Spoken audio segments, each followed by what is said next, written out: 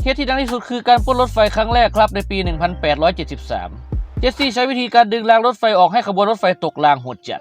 พอรถไฟหยุดพี่แกก็เดินขึ้นไปบนโบกี้ด้วยมัดสุดคูล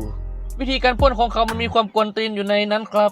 เจสซี่จะสำรวจมือของผู้โดยสารทุกคนถ้ามือสักๆหยาบๆมือคนใช้แรงงานพี่แกจะบอกว่าเก็บเงินไว้ซื้อข้าวถลุงเป็นไงล่ะครับโคตรหล่อแต่ถ้าคนในมือนิ่มใส่สูทดูทรงเป็นพวกนายธนาคารหรือเจ้าของกิจการทางรถไฟนะครับพี่แกก็จะกวาดหมดแม้แต่เศษตังค์จนชาวบ้านพากันซุบซิบว่านี่แหละโจรที่ใจบุญของจริงซึ่งจริงๆแล้วเจสซี่แค่เกลียดพวกรถไฟครับเพราะมันมาแย่งที่ดินชาวนาสุภาพบุรุษนักปล้นเฉยๆนี่แหล